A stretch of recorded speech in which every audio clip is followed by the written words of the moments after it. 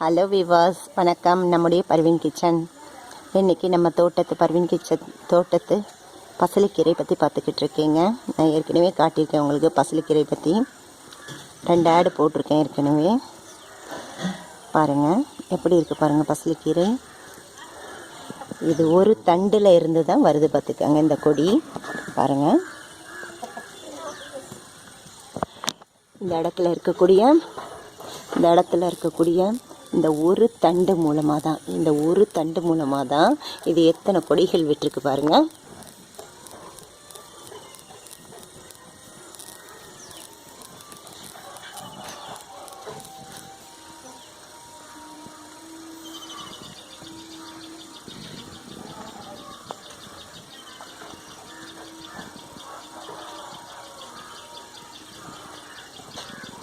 பசலைக்கீரையின் தன்மைகள் மிகவும் நன்மையானது, மிகவும் குளிர்ச்சியானது, உடம்புக்கு ஆரோக்கியமானது. இதை நீங்கள் எடுத்துக்கிட்டிங்கன்னா உங்கள் உடம்புக்கும் ரொம்ப நல்லது. பாருங்கள் அந்த ஒரு தண்டிலிருந்து எத்தனை கொடி போகுது பாருங்கள். அதோடைய பழம் இது ஒன்றொன்றும் விதைகள் போடும்போது ஒவ்வொரு செடியாக மாறும் பார்த்துக்கங்க. கொடி ஒன்று கட்டி விட்டுருக்கேன். அந்த கொடி மூலமாக எத்தனை கொடிகள் படர்ந்துருக்கு பாருங்கள். இதோட காய் பழம், இந்த ஒவ்வொரு பழமும் ஒவ்வொரு கொடி வரும். அந்தளவுக்கு ஒரு கொடியில் எவ்வளோ பழங்கள் இருக்குது பாருங்கள். இது ஒவ்வொன்றும் நமக்கு ஒவ்வொரு கொடியாக மாறும். கரெக்டாக காய போட்டு அந்த விதைகளை எடுத்து வச்சு நம்ம பயன்படுத்தினோம்னா இந்த ஒரு கொடியிலேருந்து எத்தனையோ கொடிகள் நம்ம உருவாக்கலாம். பாருங்கள் நல்லா பழுத்து நிற்கிறதுனால தொட்ட உடனே வந்துருச்சு பாருங்கள். கையில் எப்படி இருக்குது பாருங்கள். இந்த இலைகள் ஒன்றொன்றும் வெற்றிலை போல் இருக்கும். உடம்புக்கு மிகவும் குளிர்ச்சி, ஆரோக்கியமானதும் கூட. இதில் பல நன்மைகள் இருக்குது. ஒவ்வொருத்தரும் தங்களுடைய வீட்டு இது போல் வளர்த்து சமைச்சிங்கன்னா இன்னும் உடம்புக்கு நல்லது. இதுதான் பசலையின் பழம் பாருங்கள். இதில் இருந்து தான் விதைகள் வருது. இது நான் ஒரு வாட்டி அந்த கொடியிலேருந்து இதோட 3வது வாட்டி பறிக்கிறேன் இந்த அளவுக்கு பழம். அப்போ அந்த ஒரு கொடியில் இருந்து எவ்வளவு விதைகள் உருவாகுது பாருங்கள். ஜஸ்ட் ஒரு 10 ரூபாய்க்கு அந்த கொடி வாங்கினேன் நான், பசலை கொடி வாங்கினேன். இன்றைக்கி அது எத்தனை கொடி உருவாக்குற அளவுக்கு அதிலேருந்து விதைகள் வருது பாருங்கள். மிகவும் பயனுள்ள ஒரு கீரை இது. இன்றைக்கி நம்மளுடைய பர்வீன் கிச்சன் சேனலில் பசலைக்கீரை முட்டை செய்கிறது அப்படிங்கிறத பற்றி பார்க்க போகிறோம். அதுக்கு தேவையான பொருட்கள் என்னென்ன அப்படிங்கிறத எடுத்து வச்சுருக்கேன், காட்டுறேன், பார்த்துக்கொள்ளுங்கள். மட்டும் இந்த பசலைக்கீரை பற்றி ஏற்கனவே உங்களுக்கு 2-3 ஆடு நான் போட்டிருக்கேன். இது எங்கள் வீட்டு தோட்டத்தில் விளைஞ்ச பசலைக்கீரை, சிகப்பு பசலைன்னு சொல்லுவாங்க இல்லையா, அந்த பசலைக்கீரை. இதுக்கு இன்னொரு பெயரும் உண்டு, பாலக்கீரை அப்படிங்கிறது. இந்த பசலைக்கீரை சூடான கிளைமேட்டுக்கு ரொம்பவும் உகந்தது, நம்ம உடம்புக்கு நல்ல குளிர்ச்சியை தரக்கூடியது. இந்த பசலைக்கீரை செய்து பாருங்கள், உங்களுக்கு ரொம்பவும் பிடிக்கும். நான் போட்டிருக்க மெத்தட் படி நீங்கள் செஞ்சீங்கன்னா இன்னும் ரொம்ப நல்லா உங்களுக்கு இருக்கும். சரி, என்னென்ன தேவைங்கிறத போட்டிருக்கேன் பாருங்கள். பசலைக்கீரை ஒரு தட்டுக்கு பறிச்சிருக்கேன். இதை நல்லா கழுவி சுத்தம் செய்து பொடியாக நறுக்கி வைத்து கொள்ளுங்கள். இந்த ஒரு 5 வெங்காயம் பொடியாக நறுக்கி கொள்ளுங்கள். தேவைக்கேற்ப உப்பு, 2 முட்டை, தேங்காய் இதில் பாதி தேங்காய் இருந்தால் போதும், அதாவது 2 பத்தை அளவுக்கு தேங்காய் பத்தை இருந்தால் போதும். 1 ஸ்பூன் மிளகாய்த்தூள், 1/2 ஸ்பூன் மஞ்சள் தூள், ஜீரகம், வரமிளகாய், தக்காளி. இதுக்கு தேவையான பொருட்கள் எடுத்து வைத்து கொள்ளுங்கள். எப்படி செய்யலாங்கிறத காட்டுறேன். எல்லாம் தயார் நிலையில் வச்சுருக்கேன் பாருங்கள். கீரையை கட் பண்ணிவிட்டேன், வெங்காயத்தை கட் பண்ணியிருக்கேன், தேங்காய் அரைச்சி வச்சுருக்கேன், முட்டையை கொட்டி ஊற்றி வச்சுருக்கேன், தக்காளி கட் பண்ணி வச்சுருக்கேன், மற்றும் தேவையான பொருட்கள் அனைத்தும் ரெடி. எண்ணெயும் கடுகும் எடுத்து வச்சுருக்கேன், எடுத்துக்கொள்ளுங்கள். எப்படி செய்யலாங்கிறது பார்க்கலாம்.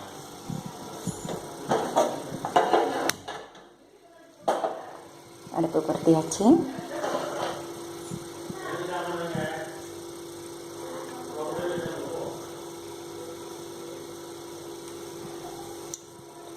ஒரு குழிக்கரண்டிக்கு 3 கரண்டி போல் எண்ணெய் ஊற்றி கொள்ளுங்க. ஆயில் கொஞ்சம் நிறைய இருந்தால் தான் நல்லாயிருக்கும் இதுக்கு. ஏன்னா நிறைய வெங்காயம் போடுறோம் இல்லையா, அது வதங்கணும், அதனால் நிறைய ஊற்றிக்கொள்ளுங்க. எண்ணெய் காயிட்டும். கடுகு உளுத்தம் பருப்பு போட்டுட்டோம்.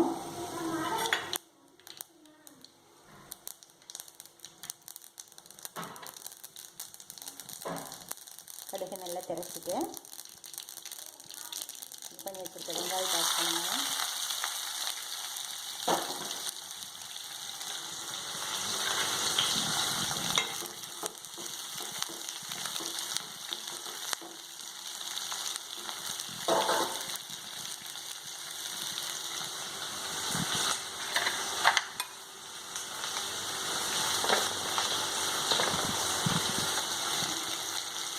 தேவைக்கேற்ப உப்பு பயன்படுத்தி கொள்ளுங்கள்.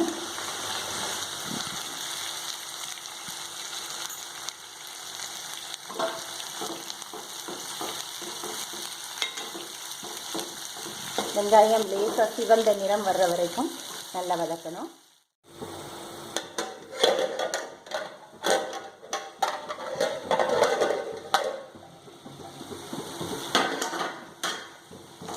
இந்த அளவுக்கு வெங்காயம் வதங்கிட்டு பாருங்கள். நல்லா வதங்கிடுச்சா? அதோட நம்ம இந்த தக்காளி தூக்கி ஆட் பண்ணிடுவோம்.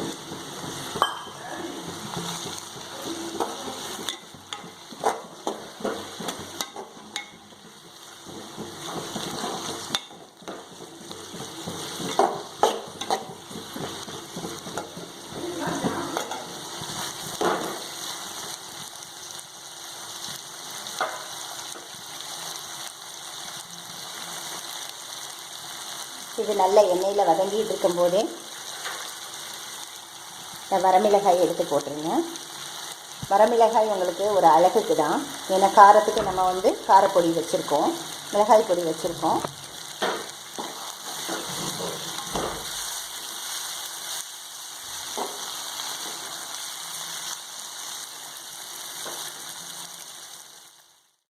வெங்காயம் தக்காளி நல்லா வதங்கிடுச்சு பாருங்கள். எப்படி வதங்கிருக்கு பாருங்கள். நல்லா வதங்கிடுச்சு. இப்போ நம்ம கீரையை ஆட் பண்ணியிருக்கோம்.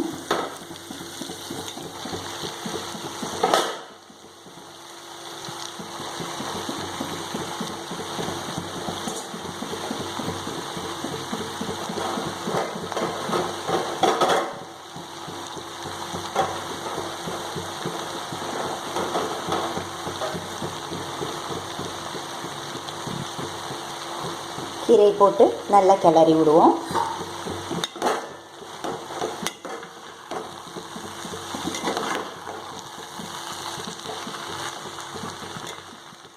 இங்கிட்டு பாருங்கள், வெங்காயம் தக்காளி கீரை இதெல்லாம் நல்லா வதங்கிருச்சு. இப்போ நம்ம வச்சுருக்க மஞ்சள் தூள் எடுத்து இதில் கொட்டிடலாம். ஒரு அரை ஸ்பூன் மஞ்சள் தூள்,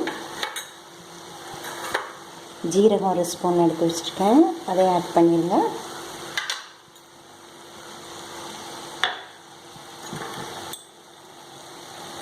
மிளகாய் தூள் ஒரு ஸ்பூன் ஆட் பண்ணுங்க. ஏன்னா வேறு எதுவும் நம்ம காரம் போடலை. வரமிளகாய் நம்ம பிச்சு போடலை, முழுசாக தான் போட்டிருக்கோம். அதனால் மிளகாத்தூள் ஒரு ஸ்பூன் போட்டுருங்க.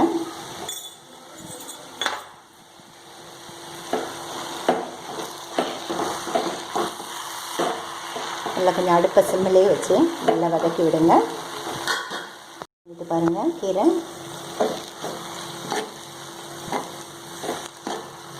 நல்லா வெந்துருச்சு.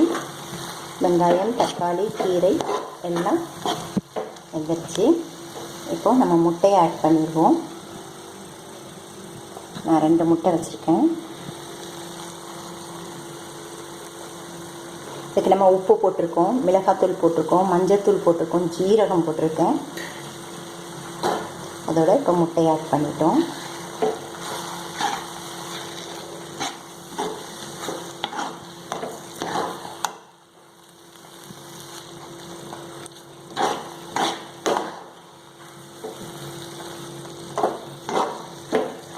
ஒரு 2 மினிட்ஸ் அப்படியே சிம்மில் வச்சால கிளறி விடுங்க. வெந்துருச்சு நல்லா. கீரையோட வெங்காயம் தக்காளியோட முட்டை நல்லா வெந்துருச்சு.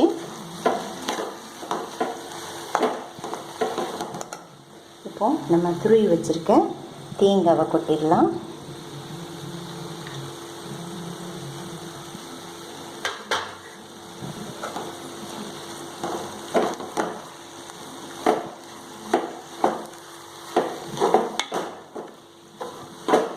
பசலிக்கீரை முட்டை ரெடி.